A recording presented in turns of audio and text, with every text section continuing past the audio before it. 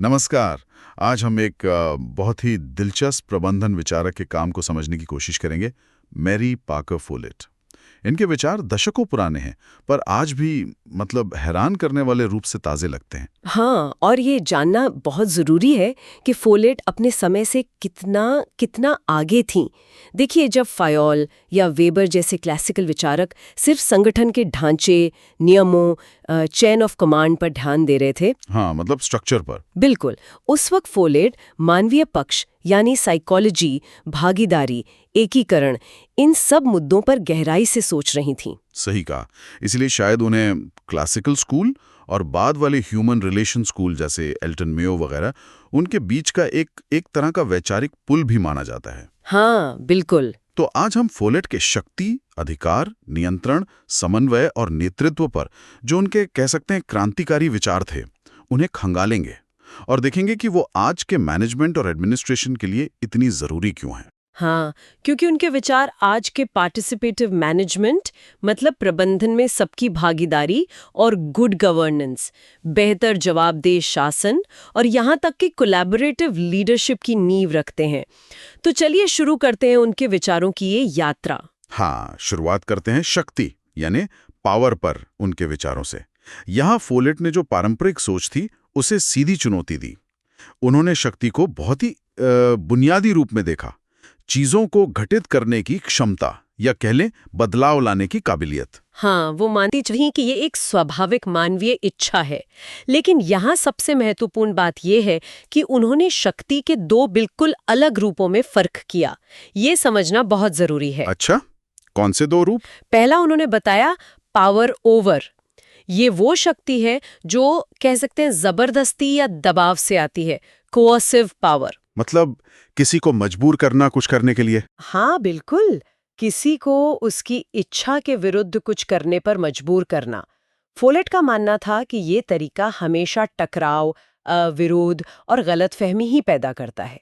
ये टिकाऊ नहीं है। और दूसरा जिसे उन्होंने कई बेहतर माना, ज्यादा रचनात्मक माना, वो है पावर विद। ये सहक्रियाशील मतलब कोएक्टिव है, साझा शक्ति है जो लोगों के साथ मिलकर काम करने से संयुक्त रूप से विकसित होती है। अच्छा, उन पे हुक्म चला के नहीं? नहीं, बिल्कुल नहीं। ये सहयोग पर, भागीदारी पर, आपसी सम्मान पर आधारित है। सुनने में तो ये आदर्श लगता है पावर विद, लेकिन सवाल यह है कि इसे हासिल कैसे करें? क्या किसी संगठन से पावर ओवर को पूरी तरह खत्म किया जा सकता है?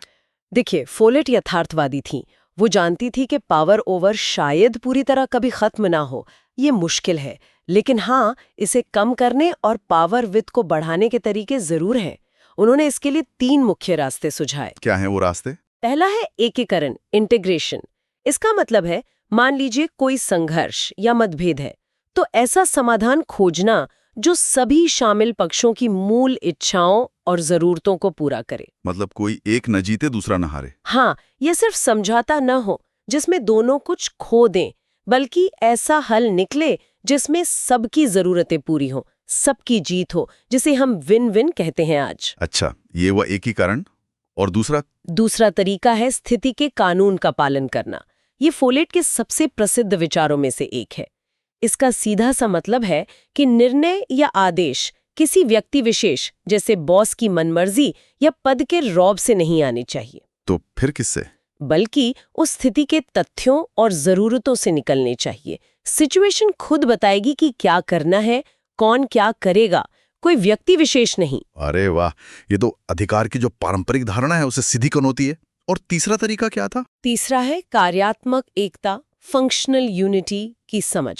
यानी ये मानना कि किसी व्यक्ति का प्रभाव या अधिकार उसके पद, उसके रैंक से ज्यादा उसके कार्य मतलब फंक्शन और उस कार्य में उसकी विशेषता और ज्ञान से आना चाहिए। अच्छा, अगर कोई किसी खास काम को बेहतर समझता है तो उस काम के लिए उसका प्रभाव ज्यादा होना चाहिए, चाहे पद छोटा हो? बिल्कुल, चाहे उसका पद छोटा ही क्यों ना हो, उस विशिष्ट कार्य के संदर्भ में। ये वाकई दिलचस्प है। तो इससे एक सवाल और उठता है, क्या शक्ति सौंपी जा सकती है, डेलीगेट की जा सकती है, जैसे मैनेजर अपनी पावर किसी जूनियर को दे दे? फोलेट के अनुसार नहीं, बिल्कुल नहीं। शक्ति कोई ऐसी चीज नहीं है जिसे आप किसी को दे सकें। शक्ति तो व्यक्ति के ज्ञान, उसके अनुभव, कौशल और स्थिति की समझ से विकसित होती है, अंदर से आती है। तो फिर नेता का काम क्या है? नेता का काम शक्ति बांटना नहीं है, बल्कि ऐसी परिस्थितियां, ऐसा माहौल बनाना है जहां लोग अपनी आंतरिक शक्ति, अपनी पावर विदिन को पहचाने, उसे विकसित करें और फिर समूह के भले के लिए पावर विथ का अभ्यास करें। यही पावर विथ की अवधारणा आप देखिए लोकतांत्रिक और सहभागी प्रशासन का मूल तत्व है। ये पारंपरिक पावर ओवर वाले नौकरशाही मॉडल पर एक शक्तिशाली प्रहार है। शक्ति की इस समझ का सीधा असर फिर अधिकार यानी अथॉरिटी और जिम्मेदारी रिस्पॉन्सिबिलिटी की उनकी अवधारणा पर भी पड़ा होगा। पारंपरिक अधिकार को तो उन्होंने सुनाया बिल्कुल खारिज कर दिया था। हाँ बिल्कुल, उन्होंने उस पारंपरिक अधिकार को पूरी तरह नकार दिया जो सिर्फ पद पोजीशन पर आधारित होता है। मतलब मैं बॉस हूं इसलिए मेरे पास अधिकार है। उन्हें लगता था कि ये न सिर्फ अकुशल है बल्कि मानवीय गरिमा के भी खिलाफ है। तो फिर उनके हिसाब से असली अधिकार कहाँ से आता है? उनके लिए वास्तविक अधिकार व्यक्ति के कार्य फंक्शन से आता है और उस सिचुएशन की समझ से आता है जिसमें वो कार्य किया जा रहा है। अगर आप किसी कार्य विशेष के विशेषज्ञ हैं तो उस कार्य के संबंध में आपके पास कार्य का अधिकार है, अथॉरिटी ऑफ फंक्शन, भले ही आपका औपचारिक पद कुछ भी हो। अच्छा, इसी वजह से उन्होंने वो जुमला अधिकार का प्रत्यायोजन या डेलीगेशन ऑफ अथॉरिटी उससे ही पुराना और अप्रासंगिक बता दिया था। हाँ, क्योंकि उनके अनुसार अधिकार ऊपर से नीचे सौंपा नहीं जाता, वो तो कार्य के साथ स्वाभाविक रूप से जुड़ा होता है, उसमें निहित होता है। समझ गया। और यही तर्क उन्होंने जिम्मेदारी पर भी लागू किया। जिम्मेदारी भी कार्य से ही उपजती है। फोलेट के लिए महत्वपूर्ण सवाल ये नहीं था कि आप किसके प्रति जिम्मेदार हैं, जैसे कि अपने बॉस के प्रति। हाँ, ये तो पारंपरिक सवाल है। बिल्कुल, बल्कि असली सवाल था आप किस लिए जिम्मेदार हैं, मतलब आपका कार्य क्या है, आपका फंक्शन क्या है, for what are you responsible. और शायद इसीलिए उन्होंने अंतिम जिम्मेदारी मतलब अल्टीमेट रिस्पॉन्सिबिलिटी वाले विचार को भी नकारा, जो कहता है कि सारी जिम्मेदारी आखिर में टॉप बॉस की होती है। हाँ, उन्होंने इसे अव्यवहारिक माना। इसके बजाय उन्होंने संचयी जिम्मेदारी, क्यूमुलेटिव रिस्पॉन्सिबिलिटी की बात की। मतलब संगठन में हर व्यक्ति अपने हिस्से के कार्य और उसके परिणामों के लिए जिम्मेदार है, और ये सारी जिम्मेदारियां मिलकर संगठन की कुल जिम्मेदारी बनती है। जिम्मेदारी ऊपर जाकर खत्म नहीं होती, बल्कि हर स्तर पर जुड़ती जाती है। सही कहा। ठीक है, तो शक्ति और अधिकार को इस तरह से देखने के बाद नियंत्रण यानी कंट्रोल के बारे में उनके क्या विचार थे? ये क्लासिकल विचारकों के टॉप डाउन कंट्रोल से कैसे अलग था? क्लासिकल विचारक मुख्य रूप से व्यक्ति नियंत्रण, मैन कंट्रोल की बात करते थे। मतलब एक व्यक्ति दूसरे अधीनस्थ को नियंत्रित करता है। और अध्यारोपित नियंत्रण, सुपर इम्पोज्ड कंट्रोल, यानी नियंत्रण ऊपर से नीचे थोपा जाता है। फॉलेट ने इन दोनों ही विचारों को चुनौती दी। तो उनका विकल्प क्या था? किस तरह के नियंत्रण की बात उन्होंने की? उन्होंने दो तरह के नियंत्रण पर जोर दिया जो ज्यादा प्रभावी और कह सकते हैं ज्यादा मानवीय हैं। पहला, तथ्य नियंत्रण, फैक्ट कंट्रोल। हाँ, ये उनके स्थिति के कानून वाले विचार से जुड़ा है। इसका मतलब है कि नियंत्रण का स्रोत कोई व्यक्ति या उसका पद नहीं, बल्कि उस स्थिति के वस्तुनिष्ठ तथ्य, ऑब्जेक्टिव फैक्ट्स होने चाहिए। तथ्य बताएंगे कि क्या करने की जरूरत है और लोग उन तथ्यों के आधार पर अपने कार्यों को नियंत्रित करेंगे। अच्छा, और दूसरा? दूसरा है सहसंबंधित नियंत्रण, कोरिलेटेड कंट्रोल। इसका मतलब है कि नियंत्रण किसी एक केंद्रीय सत्ता जैसे टॉप मैनेजमेंट के हाथ में केंद्रित नहीं होता, बल्कि यह संगठन के विभिन्न हिस्सों और व्यक्तियों के बीच आपस में जुड़ा हुआ, कोरिलेटेड और साझा, शेयर्ड होता है। जैसे शरीर के अंग आपस में समन्वय बनाकर काम करते हैं? बिल्कुल वैसा ही संगठन के हिस्से भी मिलकर नियंत्रण बनाए रखते हैं। और इन दोनों तरह के नियंत्रण का अंतिम परिणाम क्या होता है? फोलेट का मानना था कि जब तथ्य नियंत्रण और सहसंबंधित नियंत्रण प्रभावी होते हैं तो संगठन धीरे धीरे आत्मनियंत्रण यानी सेल्फ कंट्रोल की ओर बढ़ता है।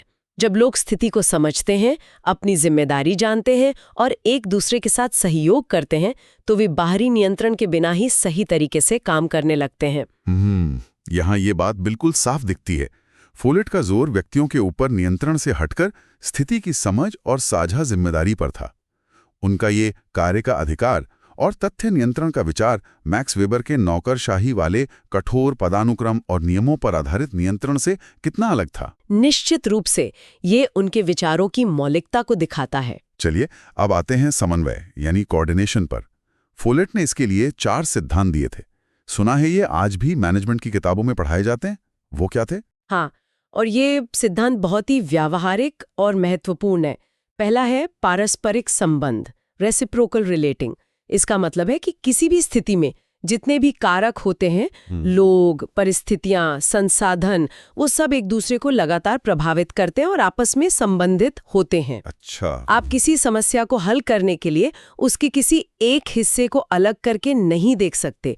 आपको पूरी तस्वीर, पूरे सिस्टम को एक साथ समझना होगा। सब कुछ जुड़ा है। जैसे मकड़ी का जाला होता है ना, एक धागा खींचो तो पूरा जाला हिलता है। बिल्कुल, यानी चीजों को समग्रता में देखना, होलिस्टिकली। ठीक है। ठीक है। दूसरा सिद्धांत? दूसरा है सीधा संपर्क, डायरेक्ट कांटेक्ट। फोलेट ने इस पर बहुत जोर दिया। उनका मानना था कि जिन लोगों के काम एक दूसरे पर निर्भर है, उन्हें आपस में सीधा संवाद करना चाहिए, बिना बीच के कई स्तरों मतलब लेयर्स ऑफ हायरार्की से गुजरे। बीच के लोगों को हटाकर। हाँ, मतलब सीधे बात करें। उन्होंने खास तौर पर क्षैतिज संचार यानी समान स्तर के लोगों या विभागों के बीच सीधे संपर्क को उतना ही महत्वपूर्ण बताया जितना ऊर्ध्वाधर संचार।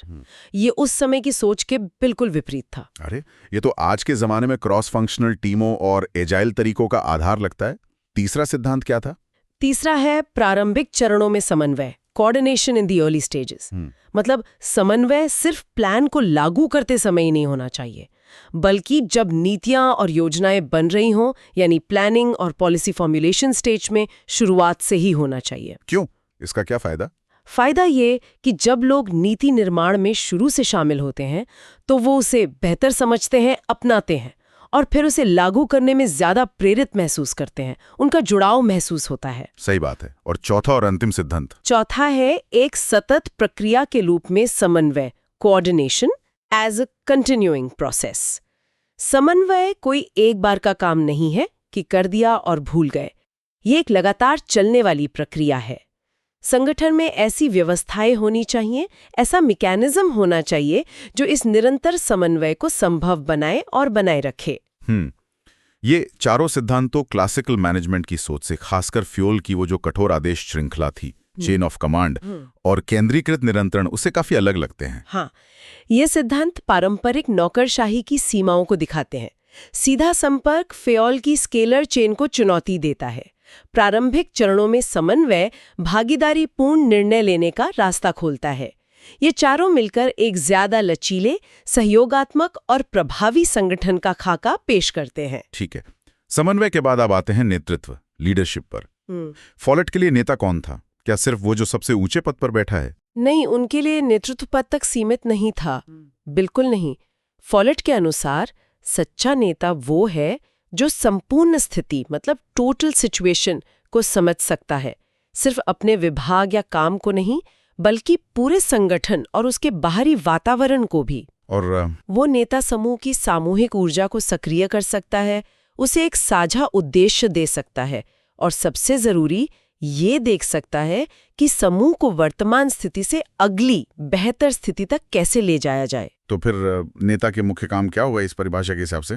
फोलेट ने नेता के 3 मुख्य कार्य बताए। पहला, समन्वय स्थापित करना और बनाए रखना। दूसरा, समूह के उद्देश्य को परिभाषित करना, डिफाइनिंग पर्पस, और उसे स्पष्ट रखना। और तीसरा, पूर्वानुमान यानी आगे देखना, भविष्य की चुनौतियों और अवसरों को भांपना और समूह को उनके लिए तैयार करना। और एक दिलचस्प बात जो आपने शुरू में कही थी वो ये कि नेता जन से ही नहीं होते, उन्हें बनाया और प्रशिक्षित किया जा सकता है। हाँ, ये भी उनके प्रगतिशील विचारों का ही प्रमाण है। उन्होंने नेतृत्व के 3 प्रकार भी बताए।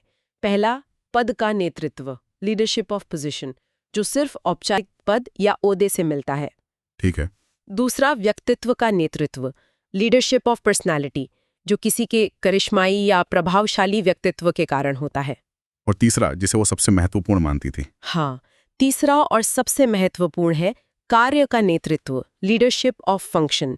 ये उस व्यक्ति के पास होता है जिसके पास किसी विशिष्ट स्थिति या कार्य के लिए आवश्यक विशेषज्ञता, ज्ञान और कौशल होता है, एक्सपर्ट नॉलेज, चाहे उसका औपचारिक पद कुछ भी हो। कार्य का नेतृत्व, इसे थोड़ा और स्पष्ट करेंगे? इसका व्यवहारिक अर्थ क्या है? मतलब असल में कैसे काम करता है यह?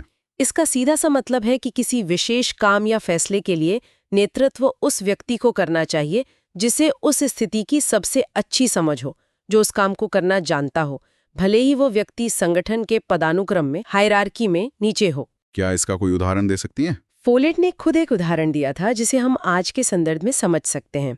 मान लीजिए एक डिस्पैच क्लर्क है जिसका पद शायद नीचे है, लेकिन अगर शेड्यूलिंग का सारा ज्ञान उसी के पास है तो वो उस मामले में एक अधीक्षक जिसका पद ऊंचा है उसको भी बता सकता है कि क्या करना सही होगा।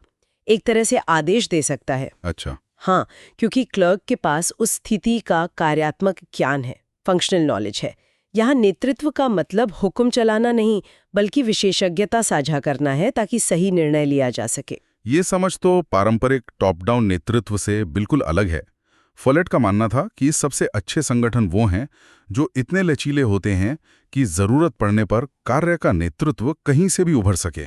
बिल्कुल, और यही विचार आगे चलकर आधुनिक नेतृत्व के स्थितिजन्य दृष्टिकोण, सिचुएशनल अप्रोच का आधार बना, जो कहता है कि कोई एक बेस्ट लीडरशिप स्टाइल नहीं होती, बल्कि स्थिति के अनुसार नेतृत्व बदलता है। इसका प्रशासन में कोई उदाहरण? हाँ, बिल्कुल। देखिए, एक डिस्ट्रिक्ट मजिस्ट्रेट डीएम के पास पद का नेतृत्व होता है, लेकिन अगर कोई पुल बन रहा है तो उन्हें इंजीनियर के कार्य नेतृत्व पर निर्भर रहना होगा। या मान लीजिए कोई स्वास्थ्य संकट है तो उन्हें डॉक्टर या स्वास्थ्य विशेषज्ञों के कार्य नेतृत्व पर निर्भर रहना पड़ेगा। समझ गया। फोलेट के विचार वाकई में समय से बहुत आगे थे, लेकिन उनका मूल्यांकन कैसे किया जाता है? इतिहास में उन्हें कहाँ रखा जाता है और क्या उनकी आलोचना भी हुई? देखिए, उन्हें वर्गीकृत करना हमेशा से थोड़ा मुश्किल रहा है। वो क्लासिकल विचारकों के बाद और ह्यूमन रिलेशंस स्कूल से पहले आई। हाँ। उन्होंने क्लासिकल विचारकों की आलोचना की कि वो संगठन के मानवीय और मनोवैज्ञानिक पहलुओं को अनदेखा करते हैं। हाँ, वो बहुत यंत्रवत थे। सही कहा। लेकिन फोलेट के अपने विचारों में मानवीय संबंध, समूह गतिशीलता, मनोविज्ञान पर बहुत जोर था। तो वे एक तरह से इन दोनों धाराओं के बीच की एक अनोखी कड़ी हैं। आलोचनाओं की बात करें तो क्या कमियां निकाली गईं उनके काम में? हाँ, आलोचनाएं भी हुई हैं। उनके कुछ विचारों, खासकर एकीकरण, इंटीग्रेशन की अवधारणा को कुछ आलोचकों ने अव्यवहारिक कहा, बहुत ज्यादा आदर्शवादी। उनका तर्क था कि असल जिंदगी के संघर्षों में हमेशा ऐसा विन विन समाधान खोजना मुमकिन नहीं होता जो सभी पक्षों को पूरी तरह संतुष्ट कर दे। ये बात तो है। और कोई मुख्य आलोचना? उन्हें कभी-कभी अव्यवस्थित लेखक भी कहा गया। मतलब उनके लेखों और भाषणों में विचार तो गहरे और मौलिक थे, लेकिन वे बिखरे हुए लगते थे, एक सुसंगत स्टेप बाय स्टेप सिद्धांत के रूप में प्रस्तुत नहीं किए गए थे। और ये भी सुनने में आता है कि उनके काम को लंबे समय तक वो पहचान नहीं मिली जिसके वो हकदार थे। ऐसा क्यों? हाँ, ये दुर्भाग्यपूर्ण सच है। इसके कई कारण हो सकते हैं। एक तो सहयोग और एकीकरण पर उनके विचार शायद उस समय के माहौल, जैसे विश्व युद्धों और बढ़ती प्रतिस्पर्धा, उससे मेल नहीं खाते थे। माहौल अलग था। हाँ, दूसरा शायद ये भी एक कारण था कि वो एक महिला थीं और उस दौर में प्रबंधन और लोक प्रशासन जैसे पुरुष प्रधान क्षेत्रों में एक महिला विचारक को गंभीरता से लेना आम बात नहीं थी। लेकिन आज उनकी विरासत को कैसे देखा जाता है? आज क्या महत्व है उनका? आज स्थिति बिल्कुल अलग है। उनके काम को अब मौलिक और वास्तव में भविष्य बताने वाला, सेमिनल एंड इंडीड प्रोफेटिक माना जाता है।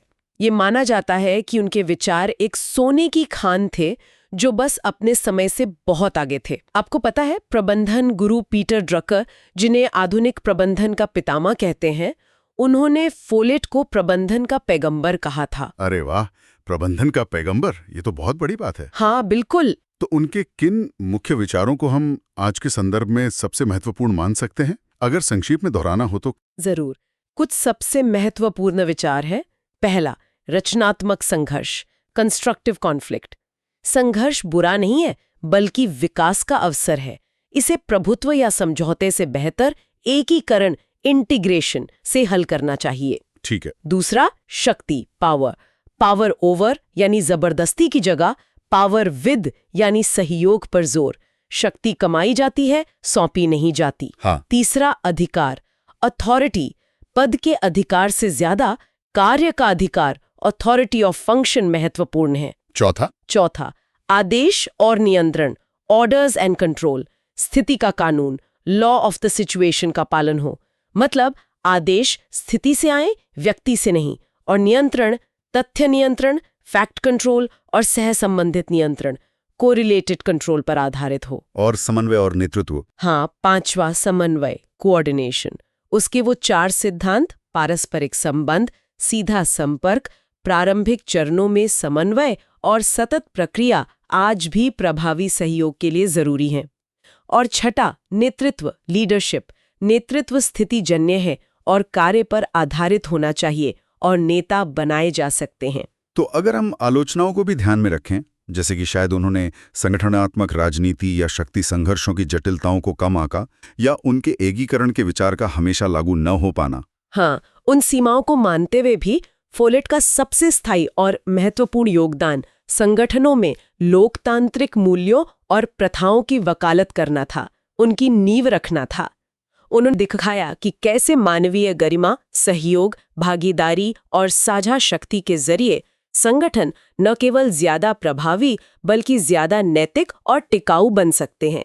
आज के एडमिनिस्ट्रेटिव रिफॉर्म्स, पार्टिसिपेटिव गवर्नेंस और गुड गवर्नेंस की किसी भी गंभीर चर्चा में फोलेट के विचारों को अनदेखा कर ही नहीं सकते। यानी मैरी पाकर फोलेट का जो दृष्टिकोण है, सहयोग, स्थिति की समझ, साझा शक्ति और विशेषज्ञता पर आधारित अधिकार, वो आज भी संगठनों और प्रशासकों के लिए गाइड की तरह है। बिल्कुल, और यही हम अपने श्रोताओं के लिए एक विचार छोड़ जाते हैं।